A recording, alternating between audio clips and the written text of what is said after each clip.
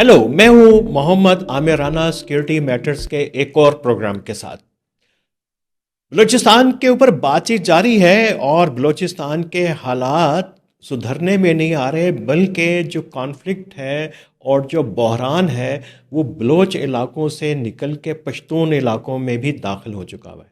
पश्तून इलाकों के अंदर ये जो अनरेस्ट है, बहरान है, उसका जाना एक खासा अलार्मिंग है।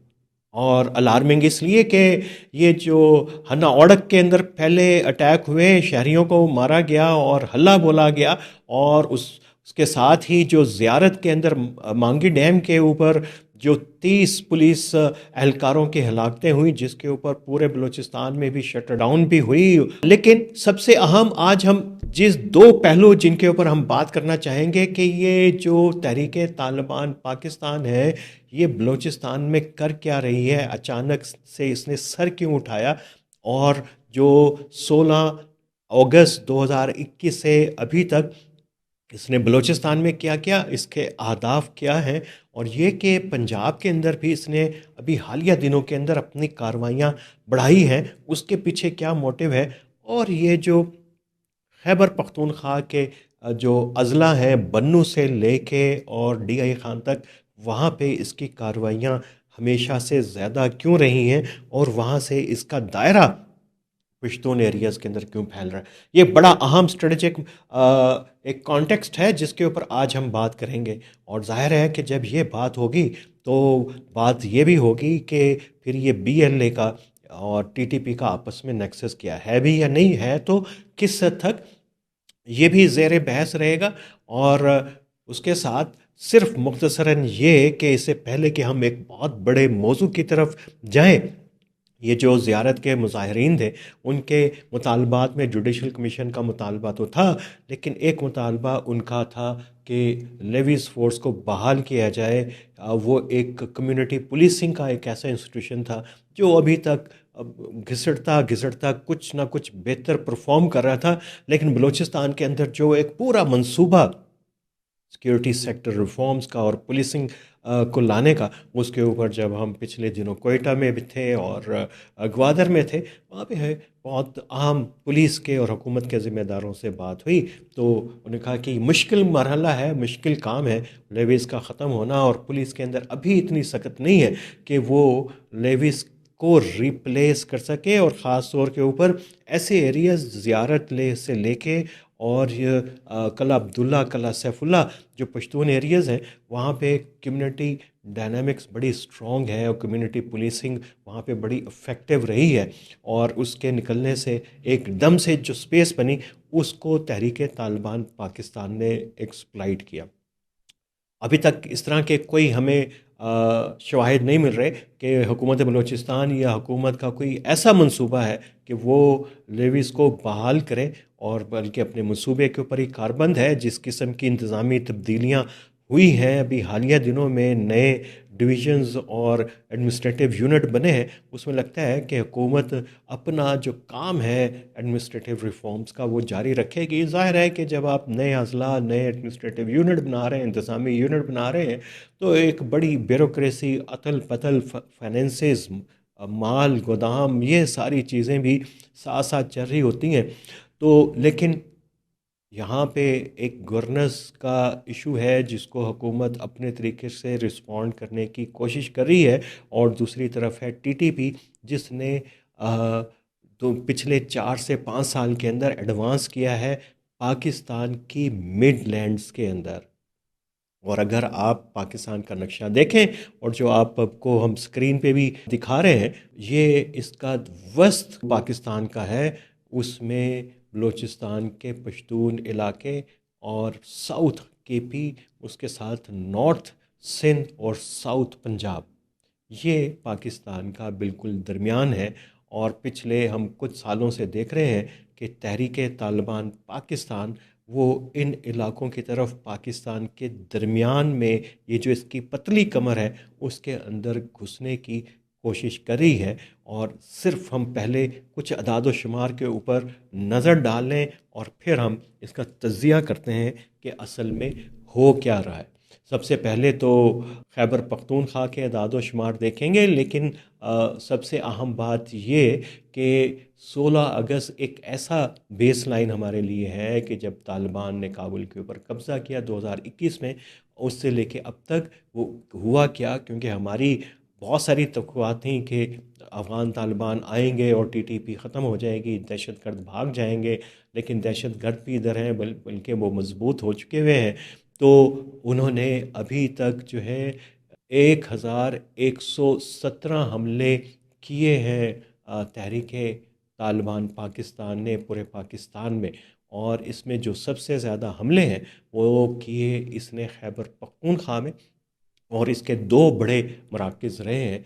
एक तो पेशावर के इर्द गिर्द के इलाके हैं, और जिसमें बुनेर है, चारसद्दा है, और जो कबायली डिस्ट्रिक्ट्स हैं उसमें बाजोर ख़ास तौर के ऊपर, और एजेंसी जिसको ज़िला खैबर कहा जाता है, तो वो उसके अंदर शामिल है। कुरम के अंदर अटैक किए, लेकिन जो सबसे ज़्यादा हमले किए वो साउथ वज़ीरिस्तान, नॉर्थ वज़ीरिस्तान में हम देख रहे हैं 127 हमले। और उसके बाद जो है लकी मरवत जो बन्नू के साथ एडजेंसेस इलाका है, वहाँ पे 148 हमले। और कोहाट ये भी उसके साथ मिला हुआ इलाका है, 14 हमले, करक 19 हमले, और ये हंगू तक ये पूरी बेल्ट आती है 15 हमले, और डी आई खान 95। और डी आई खान वो इलाका है जो दरिया के उस तरफ पंजाब को, साउथ पंजाब को, बख्तर को और लिया को मिलाता है। और डी आई खान से ही योब मिलता है, योब से दुक्की, और दुक्की से लेके फिर ये ऊपर रखनी तक, और फिर सखी सरवर डीजी खान तक, ये वह इलाका है जहाँ पे ग्रेजुअली टीटीपी ने पेनिट्रेट किया है। और कुछ एब्डक्शन के वाक़यात रिपोर्टें आना शुरू हो गई हैं, लूट मार की इनकी तरफ से रिपोर्ट्स आना शुरू हो गई हैं। बन्नू ख़ास तौर के ऊपर देखिए 119 हमले वहाँ पे इन्होंने किए, और जिसमें 106 हलाकतें हुई। इनका अगर पूरा केपी के अंदर सिर्फ कैजुअलिटीज़ देखी जाए तो जितने लोगों को इन्होंने हलाक किया उनका नंबर 1743 बनता है, और ये एक बड़ा नंबर है टीटीपी का। और ये जो भी हमने बात की, और पंजाब के अंदर जो इन्होंने हमले किए, वो भी ख़ास एक पैटर्न उसके अंदर आपको नज़र आएगा। इन्होंने डेरा गाजी ख़ान के अंदर 15 हमले किए हैं अभी तक, और तोंसा शरीफ जो है ख़ास तौर के ऊपर, और ये वो इलाके हैं जो डी आई खान के साथ जुड़े हुए हैं, तोंसा शरीफ और फिर डी जी खान। ये हाईवे तोसा बराज और डी जी खान को मिलाती है, काफ़ी मसरूफ़ और अहम पाकिस्तान की तजारती सनती एतबार से अहम शाहराह है। मियाँ वाली ये भी उसी ट्रेन के अंदर है, थोड़ा सा फासले पे, लेकिन 7 हमले वहाँ पे भी हो चुके हैं। और ख़ास तौर के ऊपर एयरबेस का जो हमला हुआ था वो बहुत ही बड़ा हमला था।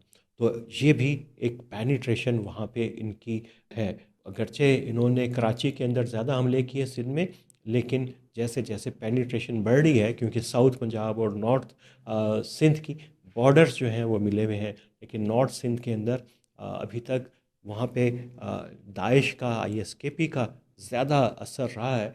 और जो बलूचिस्तान के इलाके हैं वहाँ पे बीआरजी, बीआरए, नसीराबाद से लेके डेरा बुगटी कोहलू के इलाके में, और जाके फिर बीएलए का भी ओवरलैप शुरू होता है। तो वहाँ पे भी एक ये पूरा इंसर्जेंसी का, बलूच इंसर्जेंसी का, दाइश का, और इसके साथ ही टीटीपी का बन रहा है। लेकिन ये ज़ियारत में क्यों आए और कोयटा के गिरदोनवा में क्यों आए?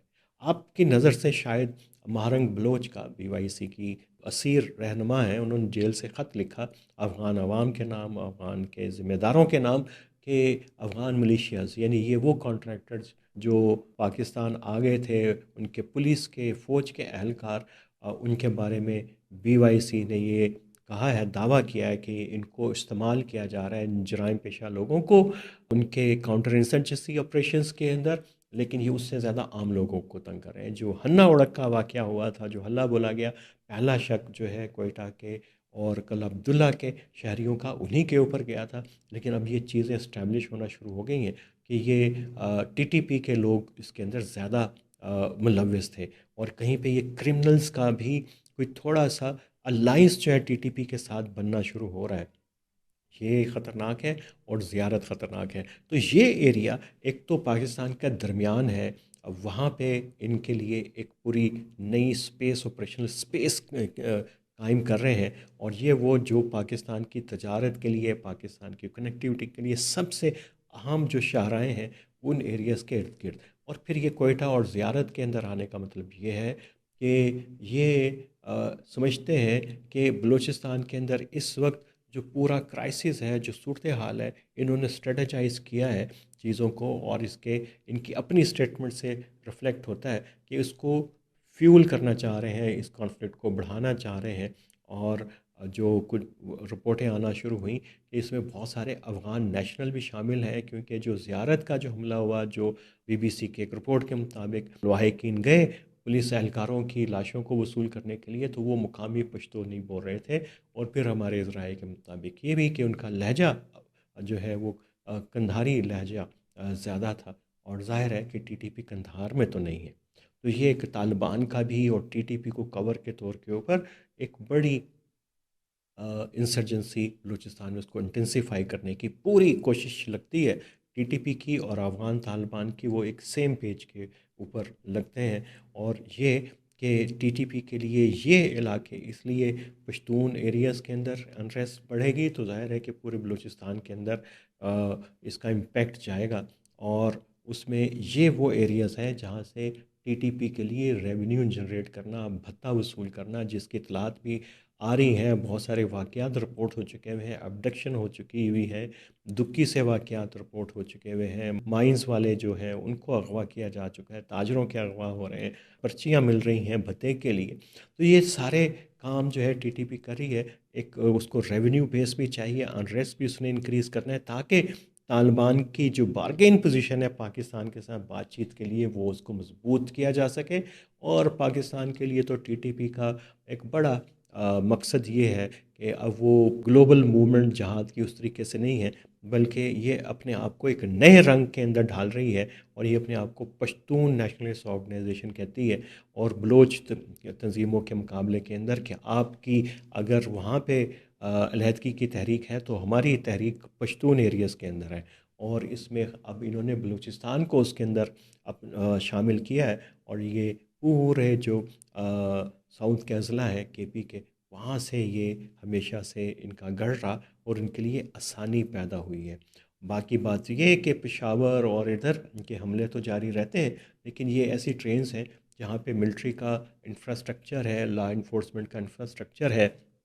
और ये मेन स्ट्रीम एरियाज़ हैं और अर्बन पश्तून एरियाज़ हैं, जहाँ पे पेनिट्रेट करना, यहाँ पे बहुत ज़्यादा देर तक ठहरे रहना ऐसे ग्रुपों के लिए मुश्किल होता है।